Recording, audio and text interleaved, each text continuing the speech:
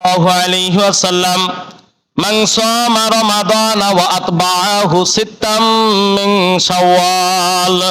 নবী করিম সাল্লাল্লাহু আলাইহি ওয়াসাল্লাম বলে, রমজানের রোজা যে ব্যক্তি রাখলো, রমজানের পরে শাওয়াল মাসের 6টি নফল রোজা যে ব্যক্তিটা রাখলো, সারা বছর রোজা রাখার সব তার আমলনামায় দেওয়া হয়। সুবহানাল্লাহ বলেন।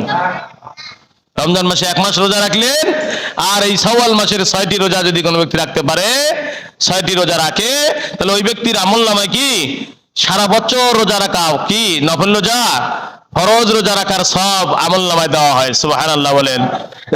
আবার বলছেন, ফাকান্নামা সামাদ-দাহরা কুল্লাহু বিল কামাল। আল্লাহ রাসূল সাল্লাল্লাহু আলাইহি ওয়াসাল্লাম বলে, এর প্রতিটি রোজার বিনিময়ে আল্লাহ সাধারণত 40টি রোজার বিনিময়ে সওয়াব দিয়ে থাকেন। সুবহানাল্লাহ বলেন। আমরা তো জানি 10টা, কয়টা? আমরা তো জানি 10টা, কিন্তু এখানে বলা আছে যে আল্লাহ রাসূল সাল্লাল্লাহু আলাইহি ওয়াসাল্লাম বলছেন 40টি, একের বিনিময় 40, একটি রোজার বিনিময় 40টি রোজার সওয়াব দিয়ে থাকেন।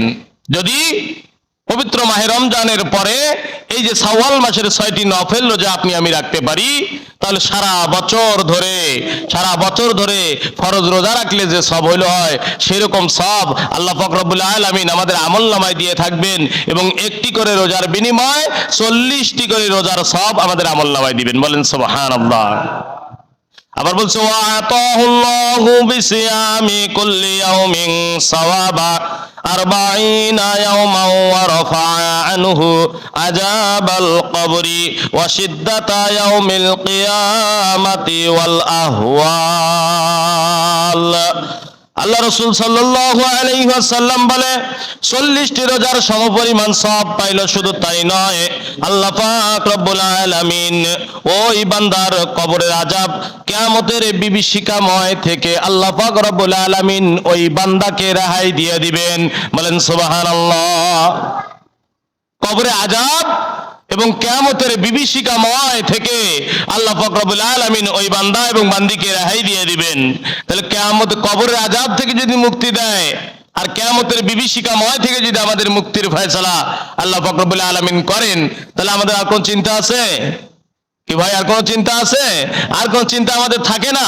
কিন্তু আসলে দেখেন, একটি মাস ধরে আমরা ফরজ রোজা রাখলাম, পবিত্র মাহে রমজানে রোজা রাখলাম, আমাদের কোনো অনেকেই কিছুই মনে করি নেই, আমরা কিছুই হয়নি, কিন্তু এই 6টি রোজা আমাদের জন্য এত কষ্টদায়ক হয়ে যায়, কেন জানি বুঝি না। আসলে বোঝার জন্য আরেকটা জিনিসের জন্য বোঝা যায়, সেটা হচ্ছে যে পবিত্র মাহে রমজান মাস শয়তানকে তো শেকল দিয়ে বেঁধে রাখা হয়েছিল, আর রমজান যখন শেষ হয়ে গেছে, শাওয়াল মাসের প্রথম থেকে শয়তানকে ছেড়ে দেওয়া হয়েছে। তাহলে শয়তান আমাদের পিছনে পায়তারা চালাইতেছে, তাহলে পায়তারা যে আমাদের উপরে চালাইতেছে, আমাদের সাথে যে ভর হয়ে শয়তান আছে, তাহলে এই 6টি রোজার দিকে তাকাইলেই আমাদের বোঝা যায়। কি বলেন, ঠিক না ঠিক? 30টা রোজা যেখানে রাখতে আমাদের কোনো কিছুই মনে হয় না, 6টি নফল রোজা রাখতে আমাদের কত কোতাকুতি। অনেকেই দেখা যাচ্ছে 50% মানুষ দিতে পারে না, 50% মানুষ এই 6টি রোজা দিতে পারে না। বেশিরভাগ মহিলারা বেশিরভাগ দেয়। অনেকেই মহিলারা এই শাওয়াল মাসের প্রশ্ন করে, এবং পুরুষদের মধ্যে আমাদের এই প্রশ্ন আছে।